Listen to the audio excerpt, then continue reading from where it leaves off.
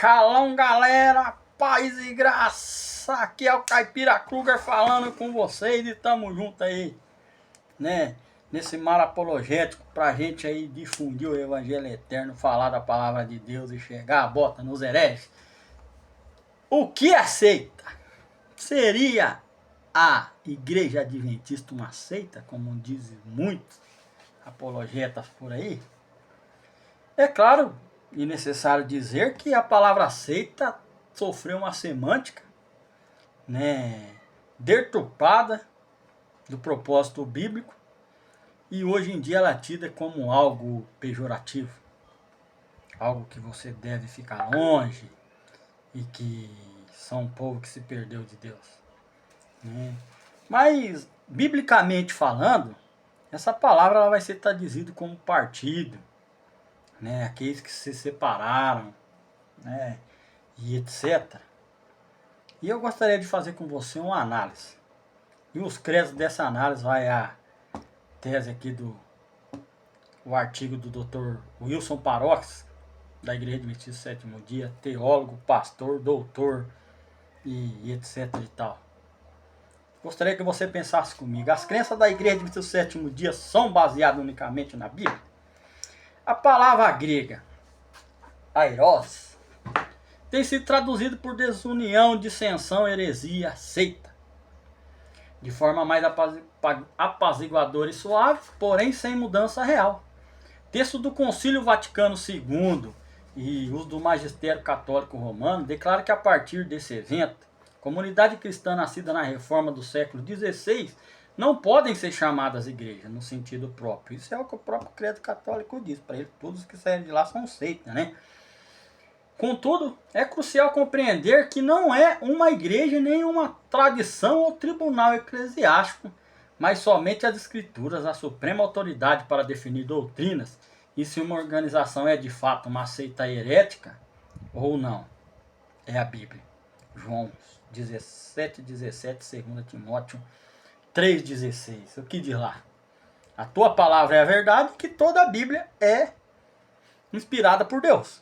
Então, só por esses textos, você já vai dar uma peneirada grande aí naqueles que dizem, né, que os adventistas têm uma seita e que fazem essa apologética satânica. Porque aquele que esparrama o erro, a contrafação e a mentira que foi sofrida da semântica da palavra airés no dia de hoje, é aqueles que estão fazendo o trabalho do inimigo, infelizmente.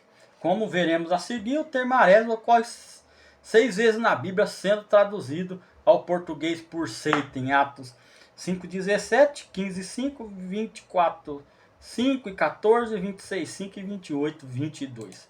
Então vamos lá, então, vamos ver aqui. Atos 5:17, Atos 15:5, 24:5, 24:14, 26:5, 28:22, fora do livro de Atos, 1 Coríntios 11:19, Gálatas 5:20, 2 Pedro 2, versículo 1.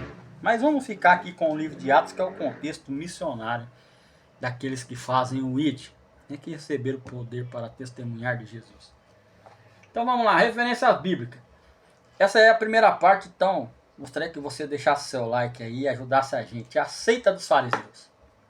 Paulo afirmou: vivi conforme a seita mais severa da nossa religião. Atos 26:5. Os fariseus eram um grupo composto por cerca de 6.000 membros no tempo de Cristo.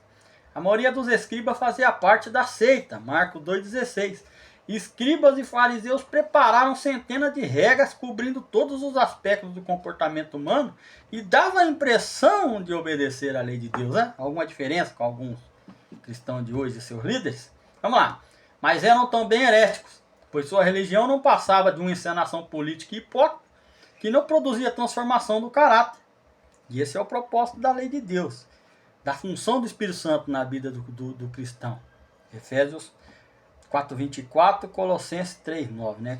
E Hebreus 8:10. Quando o Espírito Santo imprime a lei de Deus aqui e aqui, você realmente se torna uma nova criatura, né? Então vamos lá. Um grave erro era seu legalismo, cego ao tentar se salvar pelo esforço humano de guardar a lei, enquanto rejeitava o próprio Deus em carne, o eu sou, o doador da lei, o imaculado Salvador Jesus Cristo. Mateus 23:1-36, Marcos 7:6-13, Lucas 37 a 52.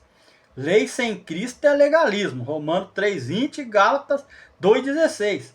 Somos advertidos de que a única moeda reconhecida no céu para a nossa salvação é o sangue de Jesus Cristo. Romanos 5:9, 1 Pedro 1:18 a 20, Apocalipse 1:5 e 12:11. Né? Então a gente já vai lá. A gente já vamos agora para a seita dos saduceus. Levantando-se, porém, o sumo sacerdote e todos que estavam com ele, isto é, a seita dos saduceus, tornaram-se de inveja, prenderam os apóstolos e recolheram à prisão. Atos 5, 17 e 18. Os saduceus eram uma classe sacerdotal em Israel e por inveja entregaram a Cristo. Marcos 15:10. Eram eléticos, pois aceitavam a escritura apenas dos primeiros 5 livros da Bíblia hebraica, descartando o restante do Antigo Testamento. Não criam em anjos e ressurreição. Atos 23:8.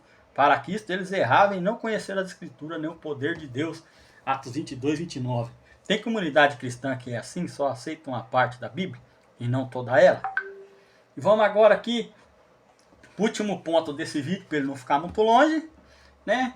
Que é o ponto 3. Alguns da seita dos fariseus que haviam crido disseram sobre os gentios: é necessário circuncidá-los e determinar-lhes a observar a lei de Moisés. Atos 15:5. No primeiro concílio da igreja cristã, a circuncisão não era o único requisito proposto pelos judaizantes, mas somente o primeiro. Eles queriam adicionar a lei cerimonial como requisito para a salvação. Se vós não vos circuncidados, segundo o costume de Moisés, não podereis ser salvos. Isso era uma heresia pregada e combatida pelos discípulos. Esse assunto ocupou o lugar central naquele concílio. Pedro testemunhou sobre a conversão de gentios e como Deus purificou seus corações pela fé sem necessidade da circuncisão. Atos 15, 10 e 11. O julgo a que Pedro se refere é o mesmo a que Paulo escreveu aos Gálatas. Gálatas 5, 1 e 2. A circuncisão pertencia à lei cerimonial, cujas ordenanças foram abolidas na cruz. Efésios 2, 14 e 15. Após o concílio, os apóstolos escreveram cartas às igrejas sobre a natureza transitória e tipológica da lei cerimonial. Gálatas 5, 1 e 2, Efésios 2, 14 e 15, Colossenses 2, 14 a 17, 3, 10 e 11, Hebreus 7, 26 a 28, 10, 1 a 9. A sentença do concílio foi que a lei cerimonial, especialmente a circuncisão, não deveria ser imposta aos gentios ou a eles sequer recomendadas. Os sábados seriam uma lei cerimonial? Claro que não. Antes da lei cerimonial, Deus separa o 7º dia como seu. E aquilo que é de Deus ninguém toca. O sábado de Deus é diferente da festa dos israelitas, dos filhos de Israel. Porque aquilo que é de Deus ninguém toma. E Deus dá o sábado ao ser humano como uma dádiva, para que ele mantenha o elo de ligação entre Deus e eles. Mas a lei dos 10 mandamentos não foi anulada. Mateus 5, 17 a 27, Romanos 3, 31, Efésios 6, 1 a 3, 4, 17 a 24, 5, 3 a 5. Veio também Êxodo 20 e 31, 18, Deuteronômio 10, 1 a 5, Hebreus 8, 10, Apocalipse 11, 19, 12, 17, 14 e 12. A justificação pela fé em Cristo, Romanos 1, 17, 5, 1. Porque pela graça sois salvos mediante a fé. Isto é dom de Deus e não de obras, para que ninguém se glorie. Mas o verso continua: fomos salvos para boas obras. As guardas dos mandamentos de Deus é o fruto da vida do salvo. A macieira não produz maçãs para ser macieira, mas produz maçã porque ela é uma macieira. Assim, um cristão verdadeiro guarda os mandamentos de Deus não para ser salvo, mas porque está salvo pela graça de Cristo. Entendeu? Já viu aquele ditado? A fruta não cai longe do pé? Então, toma essa. Lamentavelmente, um grave erro do kantianismo atual é aceitar a Cristo como Salvador, mas continuar a transgredir sua lei eterna. E o pior, tentar substituir para tentar aliviar a consciência, né? Cristo sem lei é emocionalismo, pois ele nos salva do pecado, mas nunca em nossos pecados e transgressões da eterna lei. 1 João 3,4, 1 João 1,9 e 2,4. Então, que você se aprofunde no tema, curta o vídeo, compartilhe, deixa o seu like, estamos aí para chegar a bota nos hereges.